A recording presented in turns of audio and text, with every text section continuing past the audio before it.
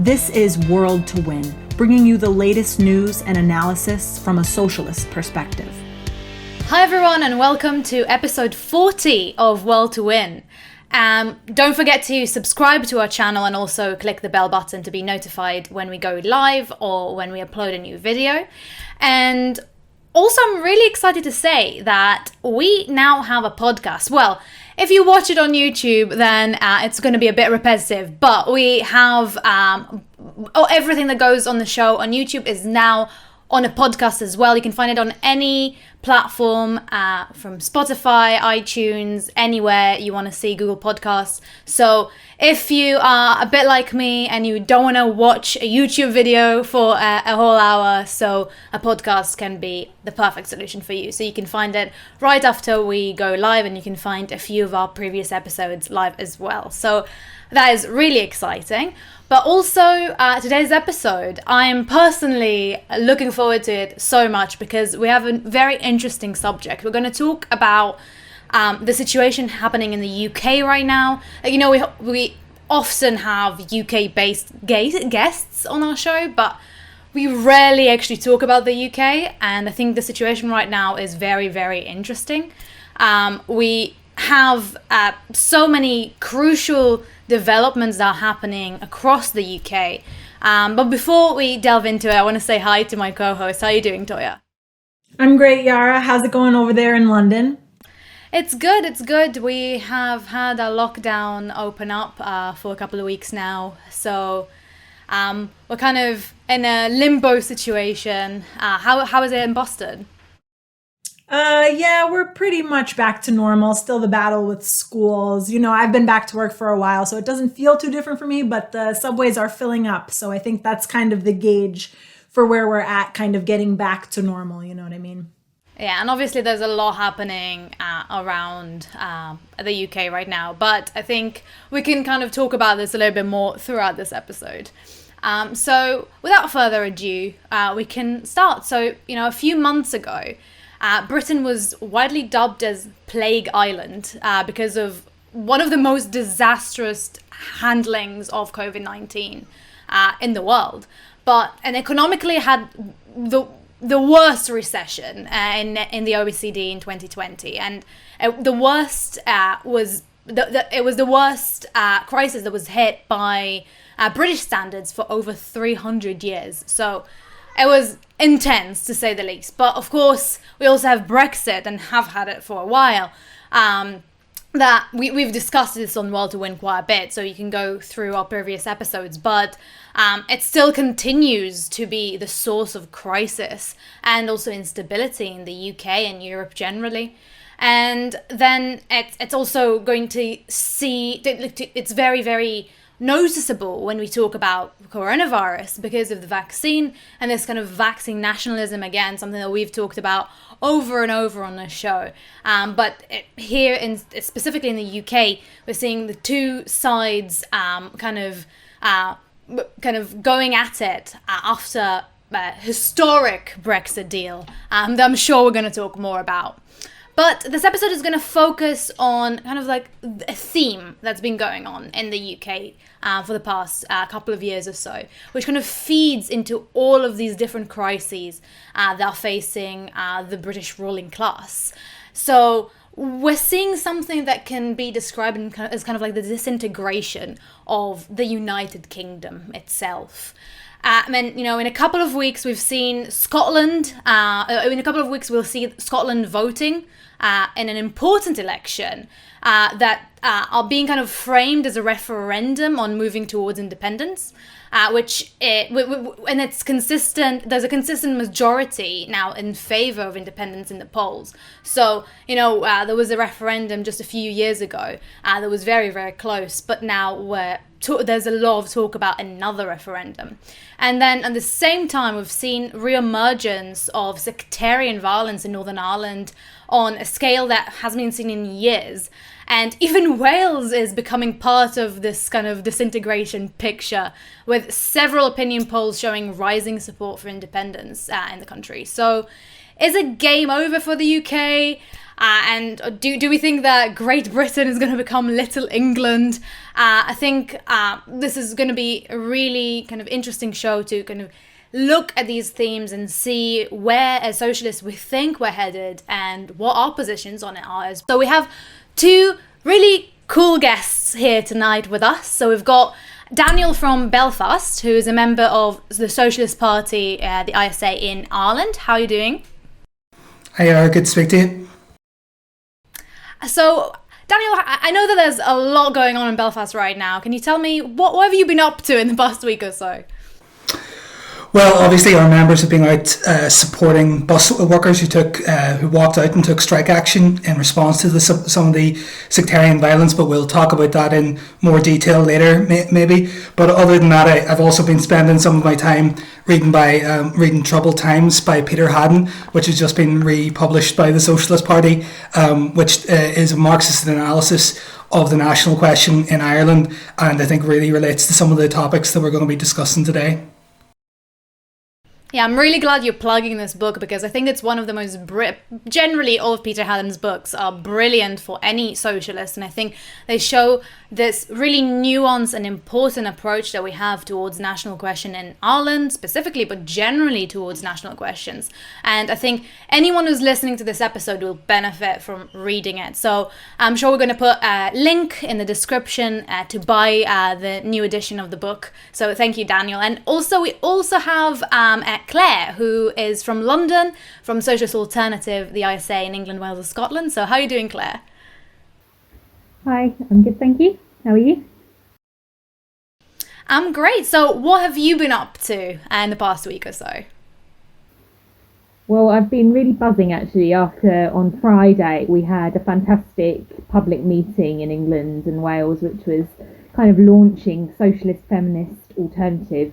It was fantastic. We had a great array of speakers discussing how we stamp out sexism and racism in schools, in workplaces, and obviously in society as a whole.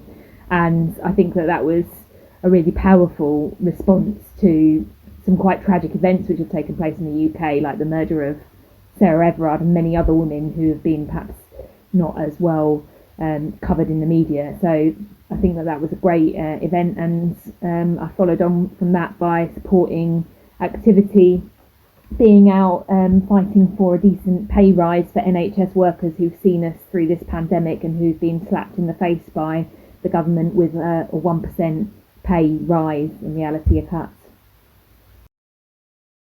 Yeah, thank you so much, Claire. I think this has been a really busy week for everyone across the UK. I think our organisation has been doing a really good job. That meeting you talked about, such a great meeting. You know, we have a lot of meetings about socialist feminist events and history, but that meeting was really it was very clear that women are kind of moved to action in the UK kind of after a very long wave of kind of a lull in the movement. So really excited to hear about that. And I think I want to ask both of you the first question, because I think we need some background here. So it seems kind of bizarre that only 100 years ago Britain was the world's #1 imperialist power.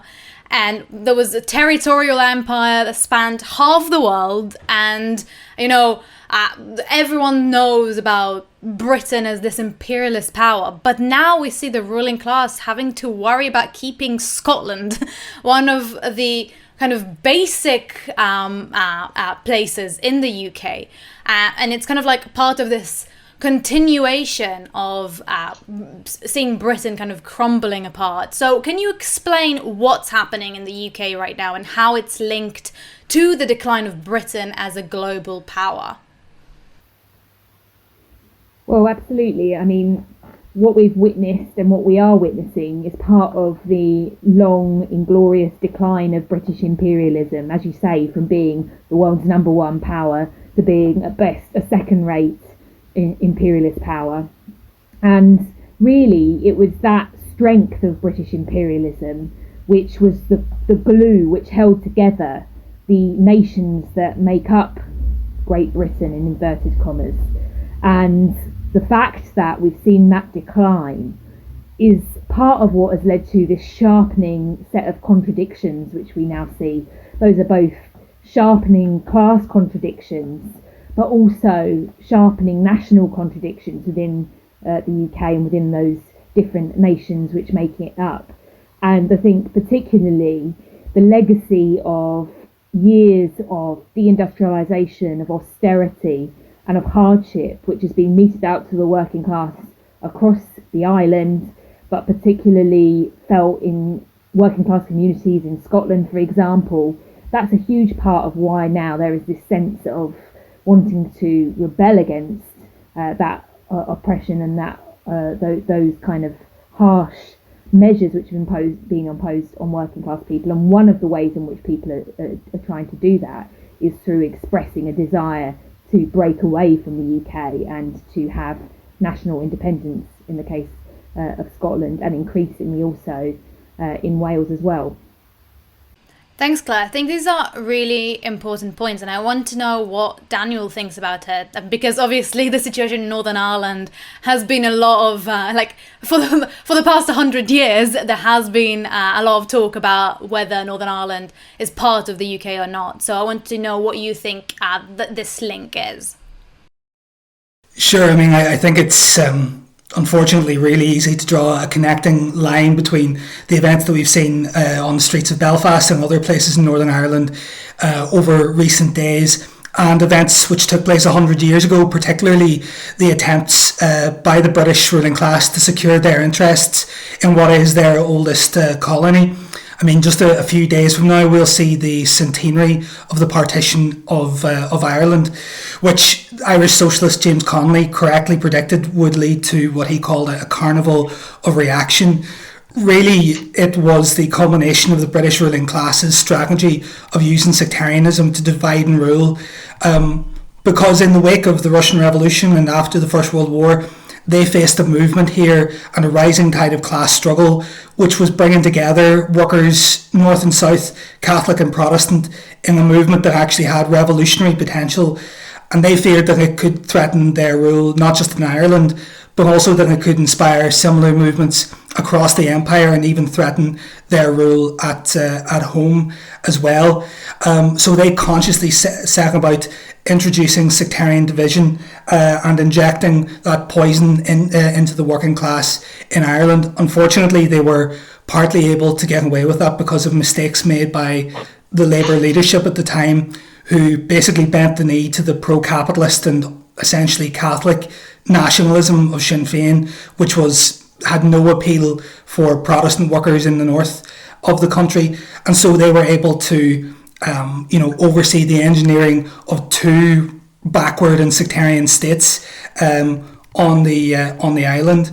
And I think that the scars of that still definitely have not gone away. I mean, back in 1998, imperialism, championed the Good Friday Agreement, which led to the establishment of the power-sharing institutions here as a step towards the end of the conflict. But in reality, it simply was a temporary agreement to disagree and kicked the can down the road. But unfortunately, the events of recent days demonstrate that our society still remains really profoundly divided, and that sectarianism remains unfortunately a really potent force in society here today. Thank you so much for both of you for introducing this topic. I'm really excited for this episode to get into these details. But I want to start talking a little bit about Boris Johnson. What we've seen in the media is him being referred to as the Prime Minister of England. And we know that he's not just simply the Prime Minister of England. He's the Prime Minister of all the United Kingdom. And there were some, national tensions between the different countries before the pandemic. But can you talk specifically about how the pandemic has heightened these national tensions? Sure. I mean, the Tory government's handling of the pandemic, particularly in its early phase, I think has been as callous and disastrous as everyone would have expected, reflected in a death toll of 130,000 people, which I think is one of the highest per capita in the world. I mean, just to give a few examples, they ignored the warnings about the need to prepare for a pandemic.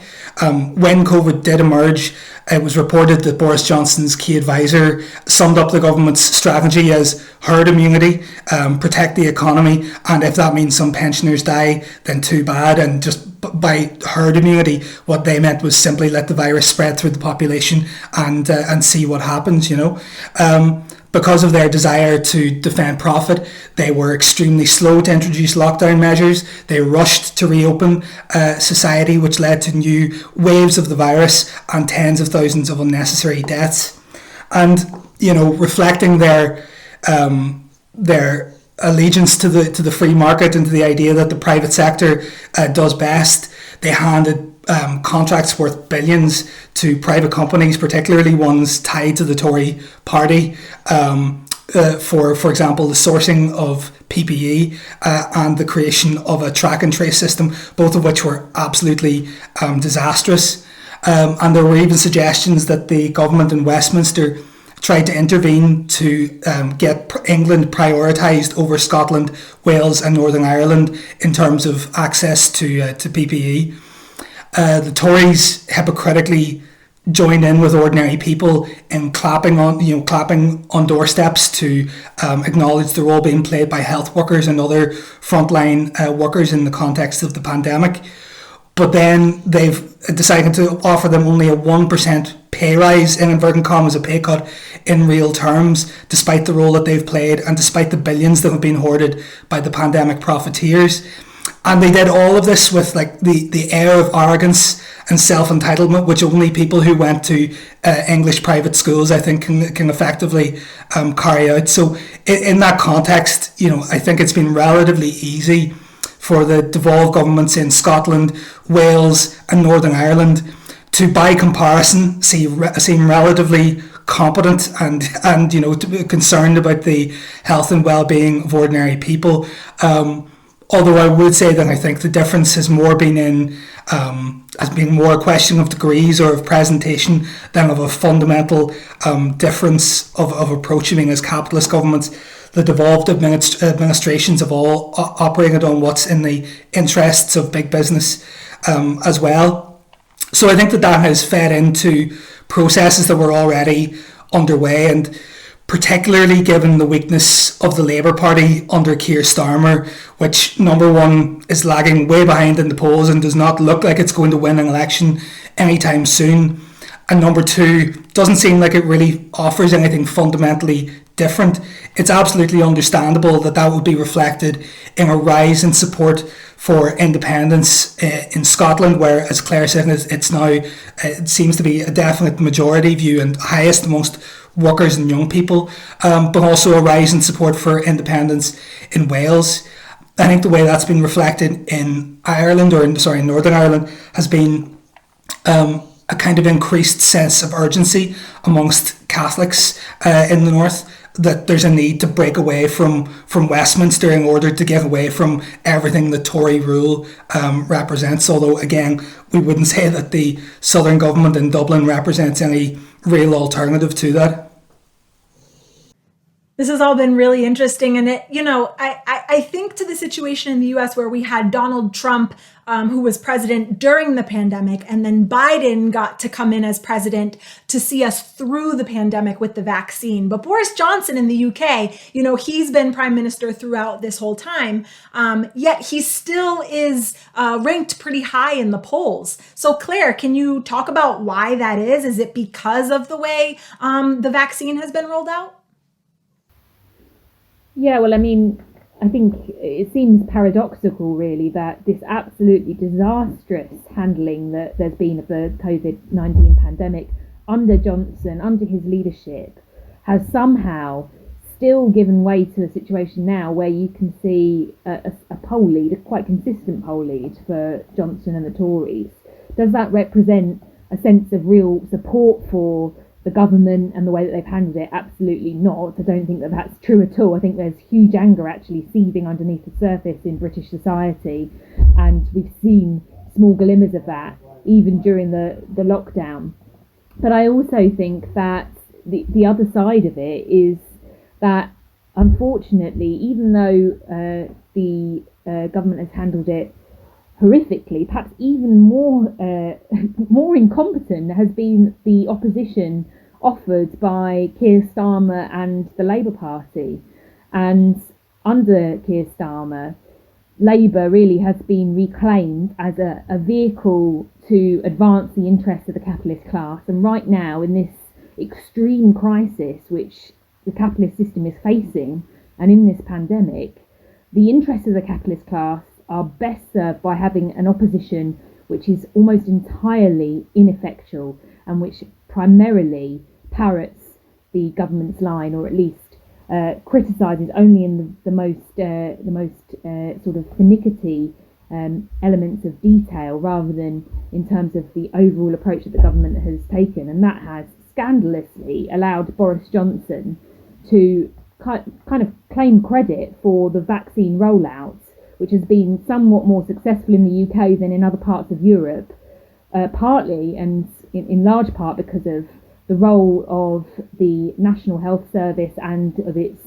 workers in organising that on a massive scale. And the work that those people have done has not been rewarded by this government in terms of a pay rise or even a pay increase which would claw back some of what's been lost over the last 10 years.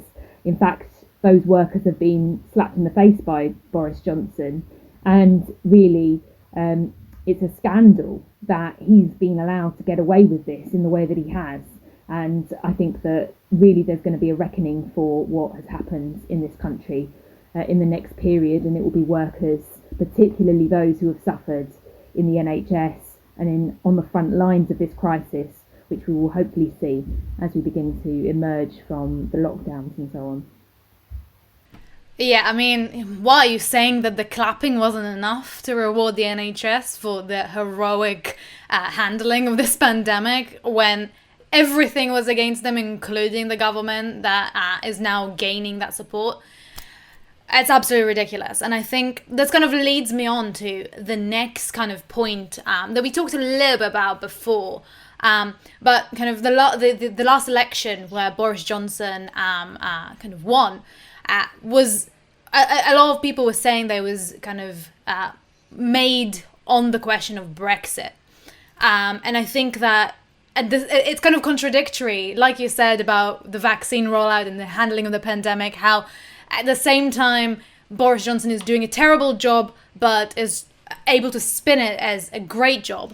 I think the same goes with the state, with the state of the UK as a union and Brexit, because I think it just seems like Brexit has fanned the flames. It was kind of the oil that was put into the fire when we talk about the kind of national kind of risings in the country.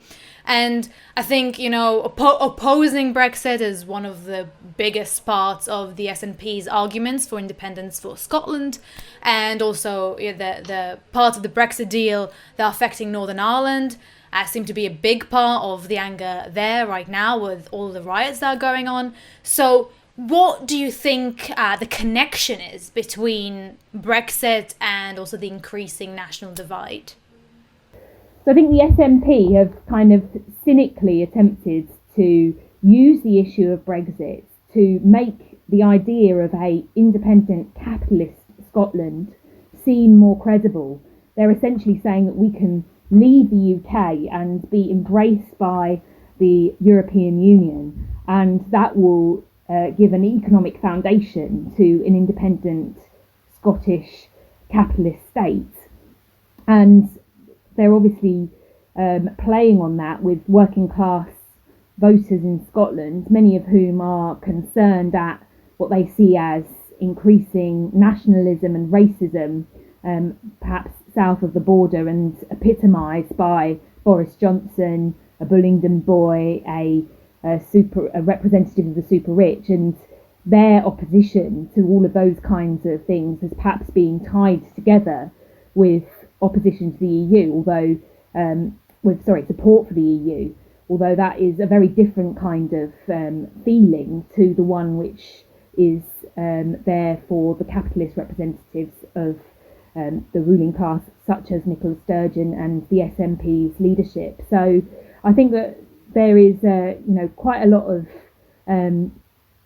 cynicism really in what the SNP is doing, and actually, what's clear is that it's not going to be very straightforward for a capitalist Scotland to even gain entry to the European Union, let alone laying a foundation for prosperity and all of the things which the SNP will say that they offer. And in a way, it's a kind of mirage. And really, for working class people in Scotland, what's necessary is socialist change if they want to see the kind of Scotland that those who are supporting independence are fighting for. Thanks, Claire. Yeah, I think it's like that's kind of the main point, isn't it? When we talk about questions of national rising, we are talking about the difference between starting a country that would divide capitalist state on a capitalist basis, or on a socialist state that would actually progress the people living in the country. But I think at the same time we have the situation with Northern Ireland, which I think is in many ways a little bit more complicated, because there's obviously the question of a border on the Irish Sea, so a border that separates mainland Britain and the island of Ireland, or one between the north and the south of Ireland. So Daniel, can you tell us a little bit about what the riots are about, what is the connection to Brexit, and kind of why Brexit is even part of the question of Northern Ireland? Yeah, I mean, as you say, I think it is complex, and it might seem strange to people from outside Northern Ireland, that people are rioting on the streets here over something connected to Brexit. But I think the conflict, the heightened tensions and instability that we're seeing here are partly at least rooted in the failure of the capitalist establishment, both in the UK and the EU, to find a solution to the quandary of Brexit, which didn't harden borders here in either direction. I mean, in 2016, a majority of people in Northern Ireland voted to stay in the EU, but I do think it's important to note that while an overwhelming majority of Catholics voted to remain, a majority of Protestants actually voted to leave. I mean, maybe just to explain that briefly, I mean, I think that most Catholics saw the EU as like a guarantor of the peace process and of their rights within the northern state, and they also feared that Brexit would lead to a deepening of division within Ireland, north and south, which they would see as a blow to their national aspirations. Protestants, on the other hand, tended to be more divided along class lines. It was more similar to like the north of England, where more working class areas voted to leave, partly as like an anti-establishment, expression of feeling, while more affluent areas voted to remain within the EU. But I think after the referendum, Northern Ireland became kind of caught in this tug of war between the respective interests of the two capitalist blocs of the British government and the EU. The Johnson government wanted to leave the EU's single market and customs union entirely. But as you said, this posed the question of, well then, where will the regulatory border fall? Will it be a hardened border on the island of Ireland, or will it be a new regulatory border between Britain and Northern Ireland? And we warned that either would anger one community, be seen as a blow to their national identity and aspirations, and would result in a rise of tensions. I mean, ultimately, Johnson opted for the option of a border in the Irish Sea, despite saying that no British government could agree to such a deal whenever he was criticising his predecessor, Theresa May. And that border came into effect on the 1st of January. And it's led to disruption of supply chains, it's led to empty shelves at times in supermarkets in Northern Ireland. But I think much more important is its symbolic effect, and the fact that it's seen by most Protestants as a de facto economic United Ireland and a step towards a politically United Ireland potentially in the future, which is something most Protestants vociferously oppose and fear could lead to them becoming an oppressed and beleaguered minority. So there is a real anger and sense of betrayal, I think, in the Protestant community against the British government, which hasn't existed for decades, probably since like the mid 1980s, where you saw mass protests against the Anglo-Irish agreement. And I think that is beginning to find some expression now in the riots that have taken place recently. I love this discussion we're having about Scotland. I'm not going to lie, I don't know a ton about it, but it's super fascinating. And I think it's fair to say that, a lot of people on this side of the Atlantic don't realize the intricate nature of the relationship between all of these countries in the UK. But Claire, I want to focus a little bit on Scottish independence itself. As socialists, we don't always just support any old independence movement that happens. So why specifically do socialists support Scottish independence? Well, I think first of all, it's important to say that a kind of fundamental point of principle for socialists and Marxists is that we support the right of nations to self-determination. And as you say, Toya, that doesn't always mean that we automatically support separation. For us, what we have to really weigh up is what is in the best interests of working class people and what is the best way to unify working class people, both within a nation, but also crucially internationally and across borders. So in the case of Scotland, it's not automatic that we would support independence, but I think we have to ask what lies behind this recent surge in support that there is in Scotland for independence. And I don't think that this is an independence movement which is primarily about a love of bagpipes or kilts or the kind of trappings of Scottish national identity. This is fundamentally, very, very fundamentally, about a sense of grievance against decades of austerity, of hardship, of workers being subject to a race to the bottom in terms of wages, conditions, and a sense also that there was never consent given by working class people in Scotland to any of these policies. And it's the case that ever since, especially since Thatcher, I think that there's been a very, very strong feeling amongst working class people in Scotland that these are policies being imposed by the Westminster government on the people, the working class people of Scotland, without their consent. And that has perhaps even, become a stronger feeling as we've gone through the last 10 years, the wake of the financial crash and austerity being heaped upon workers across the board. And one of the responses that there has been to that, particularly in Scotland, has been thinking, well, perhaps one way for us to escape from this nightmare of austerity and capitalist policies is for us to break away and to become independent. And so really it's a movement which is being driven by working class people, by young people, and really by the most radicalised sections of society. And for that reason, we do support independence for Scotland, but we don't stop at saying that. We don't accept the idea that's put forward by the likes of the SNP, the likes of Nicola Sturgeon, that a capitalist Scotland on its own, or perhaps in the EU, as I was saying earlier, is going to be the solution to all of those problems that I've outlined for working class people in terms of their conditions and their rights and so on. Far from it. In fact, a capitalist Scotland could, in many ways, accelerate some of those attacks on working class people because of the economic situation that such a country would find itself in. So we always, whenever we raise the need for independence for Scotland, link that to a fight for fundamental change in the way society is organised and the struggle for socialism, the struggle to put working class people in charge.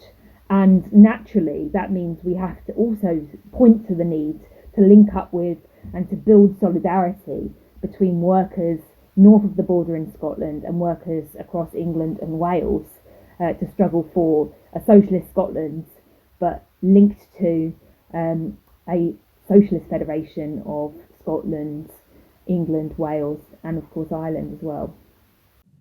I really appreciate that response because, as you outlined, it's not just, this question of cultural identity, which a lot of people do link independence to. It's actually a question of being able to determine, how the government runs, how the economy runs, resources, and cuts to public services, and having a say in those types of things, is very crucial in the question of independence. But I like too how you took it a step further in saying that it's not just independence and it ends there. We need to take it further towards a socialist society if we really want this true independence that the Scottish working class and youth are fighting for.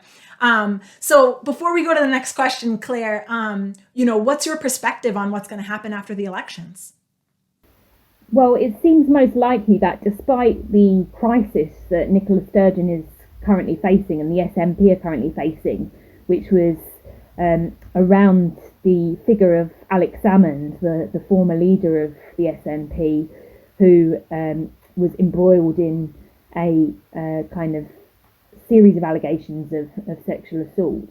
And there's a huge sort of crisis which has developed in the SNP's leadership. But it does seem, despite that the SNP will probably win the majority in the Scottish Parliament in the next set of elections. And Sturgeon and the SNP are under pressure to fight and to be seen to fight, partly because of the fact they now have rivals in terms of Alex Salmond's outfit. They're really under a lot of pressure to be seen to be advancing and taking real steps towards independence for Scotland, which is obviously, what their party is set up to try and achieve.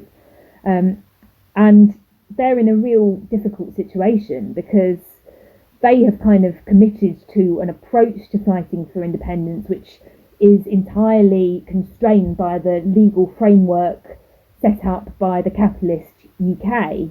And that means that in order to have a legal referendum in Scotland, they probably need the consent, or they almost certainly need the consent of the Westminster government, and that means Boris Johnson.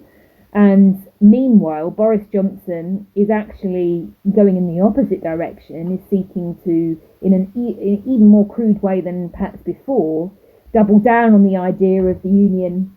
And that's part of, his own problems that he has in his party and the need for him to look over his shoulders at the people who have, put him where he is, the hard Brexiteers, that make up the backbenchers of the Tory party, and they are absolutely determined not to allow a referendum for Scotland.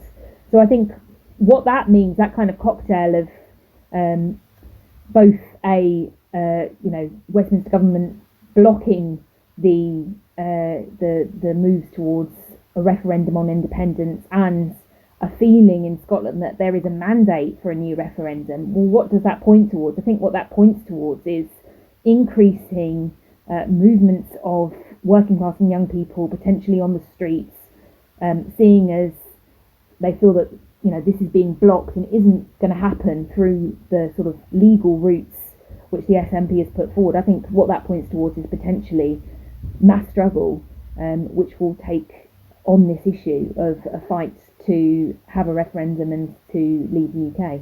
Thanks, Claire. I think this is really interesting to hear about Scotland in particular, and I think all of these developments within kind of the boundaries of the capitalist system are incredibly important, both to our understanding of the national question generally, but also for understanding kind of like the practices that we as socialists are pushing for when it comes to independence of the working class, both on a national basis and just as, fighting for a socialist country.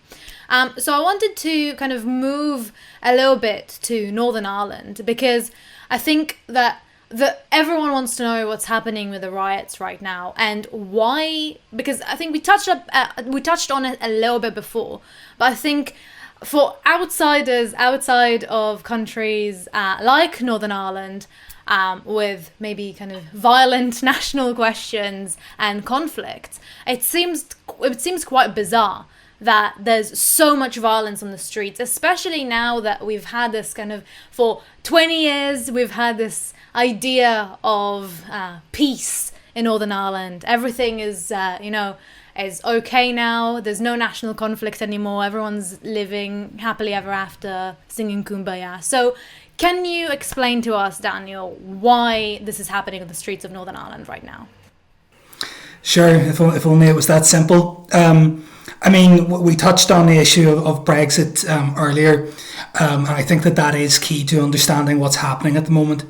There's definitely an element of loyalist or hardline unionist paramilitaries being behind coordinating some of the protests and riots that have been taking place, which are the most widespread and serious we've seen in at least a decade, and have also seen some clashes between Catholic and Protestant youth on what are euphemistically called peace lines or peace walls in Belfast as well.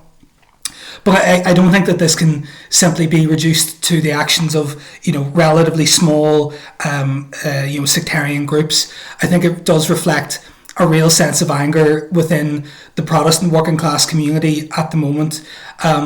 Yes, around Brexit, as we discussed, but I think another immediate trigger was the announcement that no leading members of Sinn Féin, which is the largest nationalist party, were going to be prosecuted for clearly breaching the COVID regulations, which they helped shape whenever they attended a mass funeral for Bobby Storey, who was a leading figure in their movement. And I think that has added to a sense or a perception in the Protestant community that Sinn Féin are untouchable, that they get away with anything, that they get whatever they want, and that has added into the frustration which exists and acting as like a spark and a catalyst for the protests and riots that we've seen. And undoubtedly, like, there is, an element of hypocrisy on the part of Sinn Féin, who, for example, have refused to apologise for attending the funeral and breaking the COVID legislation.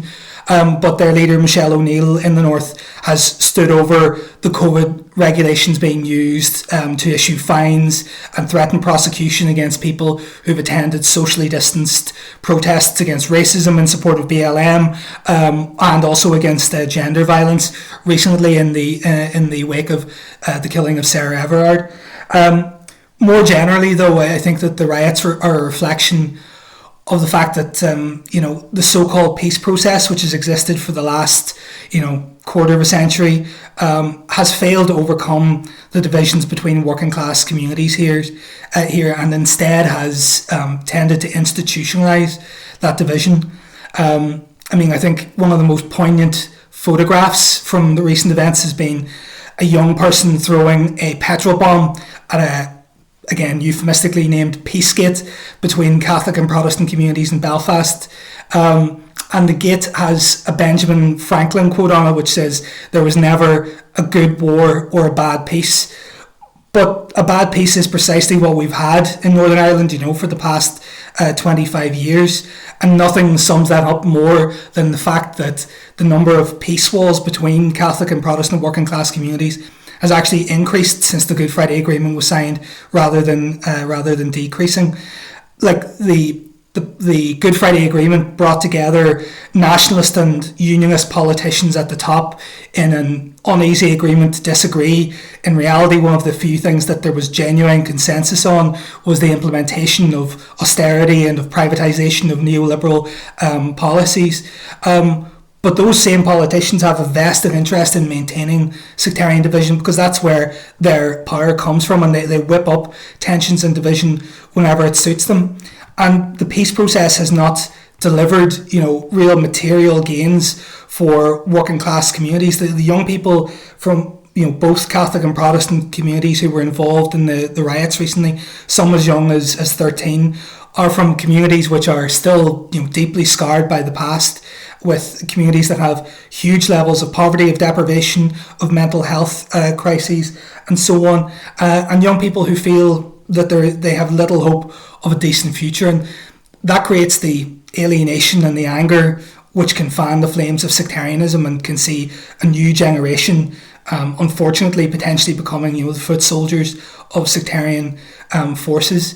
Final point I'd like to make is that that's a warning about what can happen in the future. I think the events that we've seen over the last week have been bad enough, but they're only a taste of what could happen in the future if, a positive anti-sectarian and working class alternative isn't built, particularly around the question of a border poll, which means a referendum on the question of remaining in the UK or becoming part of a united Ireland. And that's something which has become more and more central in political discussion here, because of the growth of the Catholic community relative to the Protestant community, and the potential that a majority might actually in the near future vote for a united Ireland.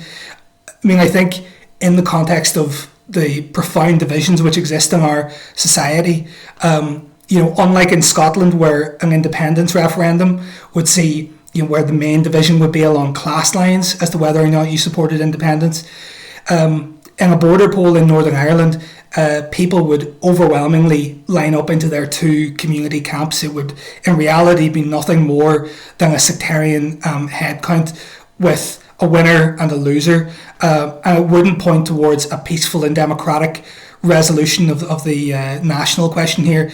It would actually point towards the potential for increased violence and conflict, even a return to the kind of violence which we saw in the past during the period known as the Troubles. And while the only options on the table are one or other of these these capitalist states which are riven with poverty and inequality, there's really no way out, and we have to pose a fundamentally different and socialist alternative to both of those dead ends on offer. Thanks, Daniel. Even though I think that it sounds kind of a lot of doom and gloom, we know, like we talked a little bit about how Northern Ireland as a state is celebrating 100 years this year, but throughout those 100 years, there wasn't really much of a period that was peaceful, really. Obviously, there's the culmination of the Troubles in the 70s till the 90s. But even after the Good Friday Agreement, like you said, there's been this kind of like bubbling of sectarian tensions. And now it seems like there's this kind of end of the status quo that existed for the past few decades. So, like you said, it sounds like kind of like unresolvable. Is it really unresolvable? What can socialists, like what is the position that the ISA, but also generally socialists should put forward against this position of kind of two camps fighting against each other on the basis of nationality? Yeah, well, I mean, of course, we do think that there is an alternative solution. If we didn't, we wouldn't be engaged in the fight to try and build a socialist alternative here today. And yeah, I mean, despite all of the dangers and negatives in the situation, which I think it's important for socialists to acknowledge, I mean, we do have an optimistic outlook, and we do think that working class people have the ability to overcome sectarian division, and actually to build a movement that can not just challenge sectarianism, but also the capitalist system itself in which that division is rooted.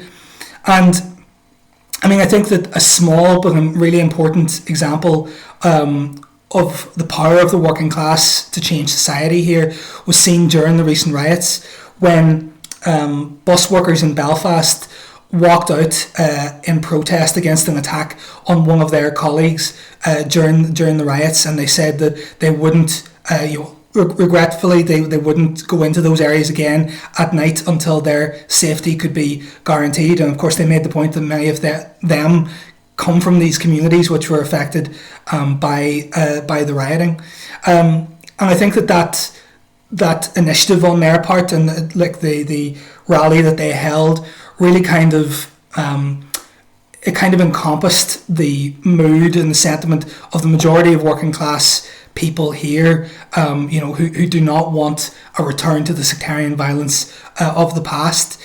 And it's a small example of an important tradition in Northern Ireland of working class people coming together to stand up in opposition to sectarian violence, something which was seen even during the darkest days of the 25 years of conflict, which has become known as the Troubles.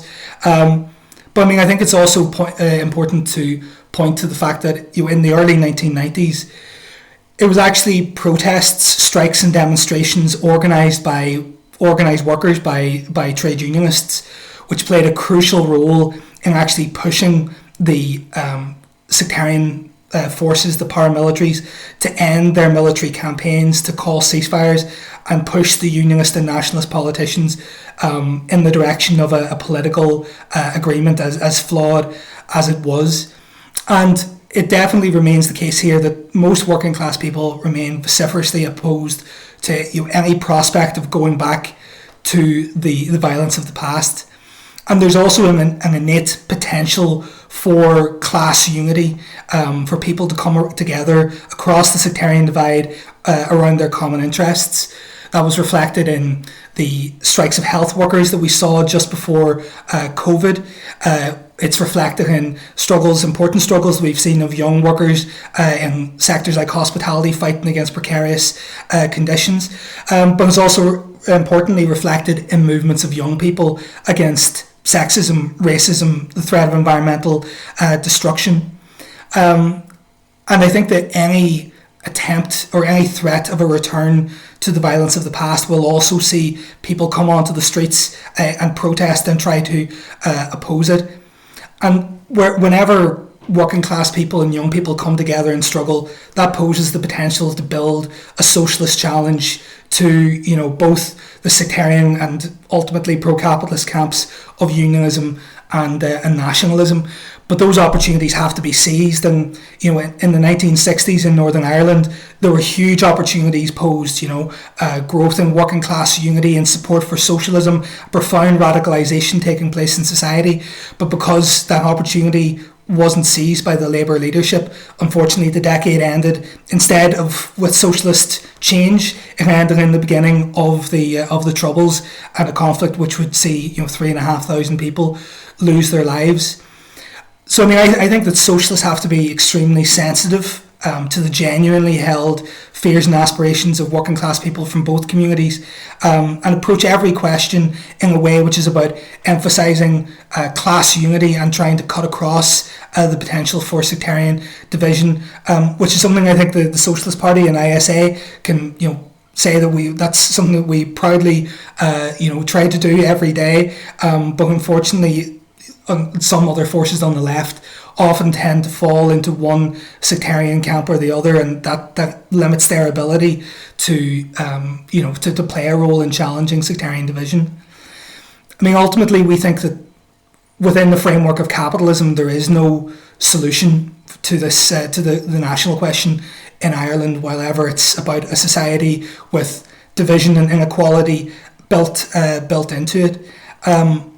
So we stand for a struggle for a socialist Ireland where the democratic rights of all communities would be guaranteed as part of a voluntary and equal federation with Scotland, England and Wales. We would favour that being a unitary single state, but not one which is imposed against the will of the Protestant community. We're not in favour of swapping one form of coercion and oppression for another. We think that united struggle for a socialist future can break down the barriers between communities, and hopefully would lay the basis for unity across the island. But we also say that we recognise the right of the Protestant community, if they still had lingering concerns, to some form of autonomy or even potentially a separate state. But we would see that as being a temporary arrangement, which would be a step towards the final dissolution of all barriers between people on this island. I want to thank you both for coming on our show here today. It's been an excellent episode. And as Dan mentioned, everyone should get a copy of Troubled Times by Peter Haddon. You can find it in the link below, so you can understand the full history of what we were talking about here today. And now we're going to go to the shout out of the week, where we're talking about our Spanish version of World to Win called Mundo por Ganar. And a few weeks ago, we had an episode talking about the situation in Brazil and Mexico, but on April 24th, we have our next episode, and we're going to be talking about the elections in Ecuador and Peru. So for all of you who speak Spanish, and for anyone who knows someone who speaks Spanish, make sure you share our video, and you'll be able to find it here on our YouTube channel of the International Socialist Alternative. So I want to thank everyone for tuning in with us today. And as Yara said, you can hear us on your podcast if you want to, listen while you work, which I know I like to do, if you can't sit in front of your screen and watch us. So check us out and see you next week, same time, same place. This is World to Win. Every Sunday, we broadcast with speakers from across the globe, bringing you the latest news and analysis on the fast-moving global events from a socialist perspective.